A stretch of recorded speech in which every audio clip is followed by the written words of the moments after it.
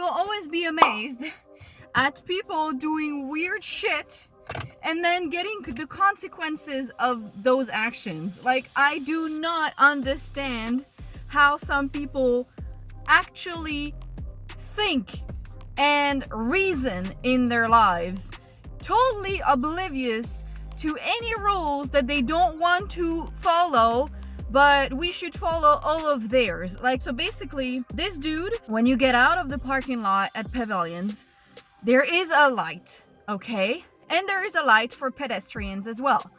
Well, they never follow this light. And when you actually arrive and you try to go, because the light is not taking 2 million years, so you have to go, you can't really wait, they cross in front of you, and then the light is red, so you can't go, and they look at you like you owe them something. And earlier I was about to go deliver somewhere and the light was green, so I accelerate, and this dude, so first of all, mothers with kids in strollers crossing when it's red, you guys should not have children. Period. I don't want to hear anything. If you have a child in a stroller and you cross when it's red, I judge you. Period. End of the discussion. Second of all, she crossed before I was arriving. So this dude begins, there was a guy waiting because it's red, right? You're supposed to be waiting. There was another dude who began crossing. So I do not stop. Okay, it's my turn to go. So he probably had the car go really close to him, and he turned around and looked at my car because I saw him in my mirror, and I was like, it's red. At this point, excuse you. If something happens to you, you are at fault. We are Tuesday, December 20, my bad. I just finished my third delivery. Okay, so my first delivery was a $15 order. No, was it? For somebody I already delivered to. She's in the hills. He or she, I don't know. The thing is, that's the part of the hills that you can't... So I took a screenshot of the map just to show you how the road is. Basically, it's all zigzags, and you can't really go faster than 15 miles an hour.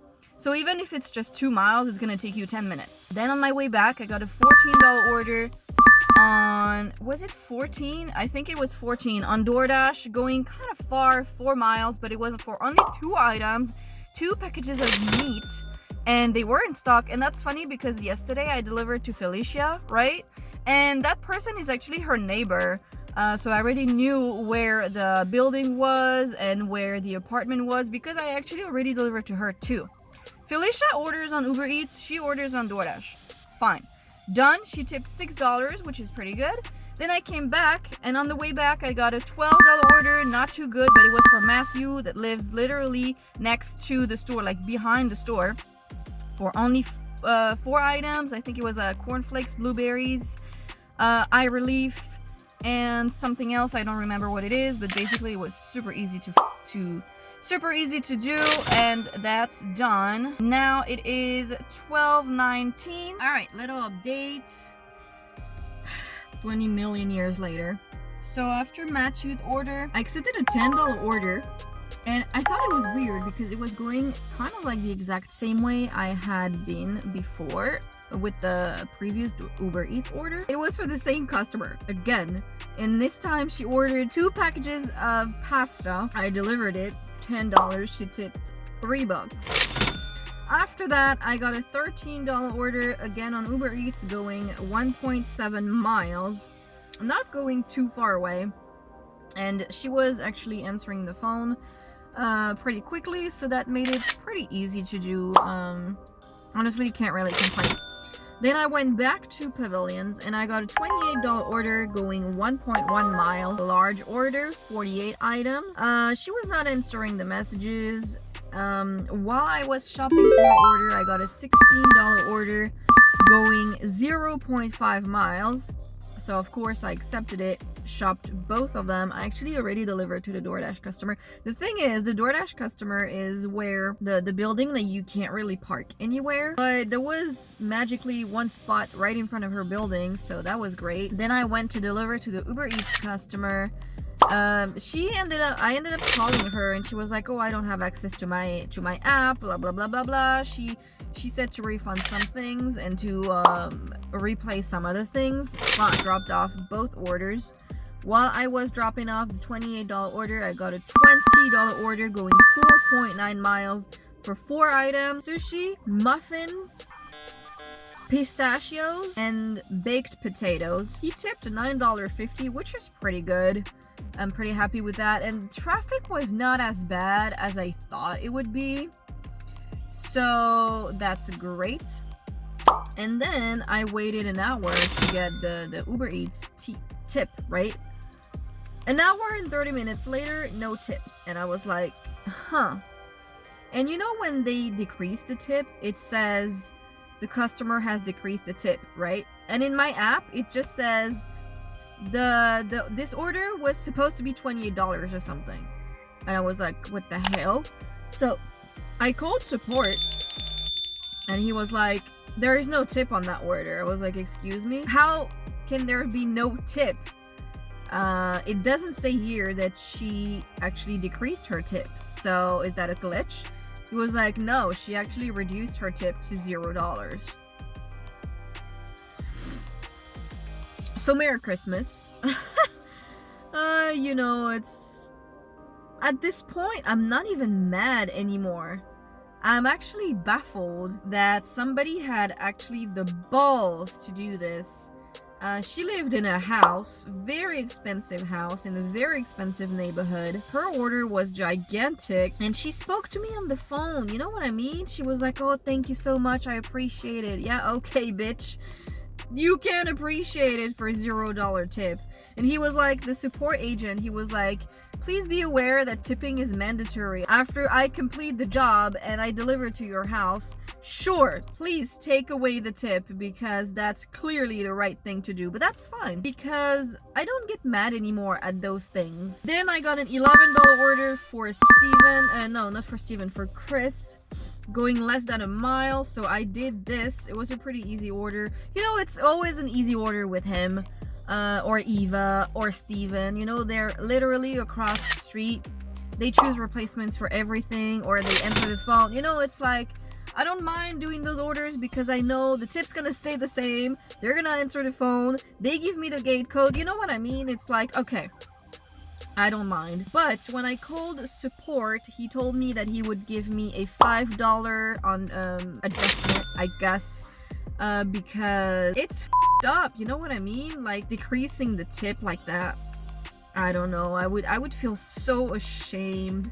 I got tip baited literally 4 days before Christmas. Okay, so I accepted a $16 order going 4 miles on Doordash, and the card got declined. Like, I don't think I've ever had to call any support as many times as in the last 4 days. Between UberEATS and Doordash, it's getting a little bit ridiculous at this point. But at least with Doordash, it doesn't take 3 million years, first of all, for the person to actually understand what the hell you're talking about. And also, it doesn't take three days to get refunded, which is also my issue with UberEATS. Like with Doordash, it's immediately in your account. And if you want to actually cash out, you can. On the way back, I got a $13 order for somebody that's literally behind the store, so I took it. I just got a $26 order on UberEATS, large order, 28 items, going not too far. How many miles? 1.4 miles, so hopefully this one does not reduce the tip. The $13 order that I did earlier was a no tip order. Merry Christmas.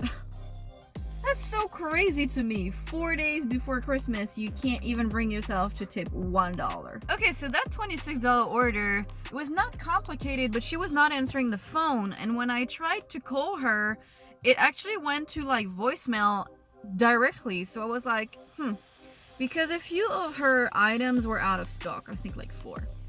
And she had like evaporated milk and she wanted the 2%. And the thing is, now lesson learned, people are so specific with their milk. I was like, I'm not replacing this. So the customer can be like, no, I don't want that. So I didn't refund. I did a refund for this. I I think I replaced something. There's something that I replaced because it was the same thing. And then I refunded the 2 cheeses because they did not have any of that. And I was checking out and I received a message. She was like, oh, my phone died. I would have taken the milk. She was like, it's fine if you already checked out. I was like, it took me like 40 minutes to shop. So you had 40 minutes to charge your phone. And you can use your phone at 1% battery. So you know what I mean? And while I was checking out for this one, I got a $16 order on Doordash that I accepted.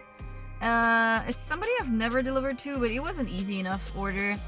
A bunch of stuff was out of stock, obviously, because people have like the nose to just order stuff that's not in stock. And he was answering the phone though, and he chose replacements for everything, so that was easy enough too. And then he gave instructions because, so basically it was a house, but it's a house that has like several numbers at the same address. So he said that his address was behind the carport, which it was, so that made it pretty easy to find.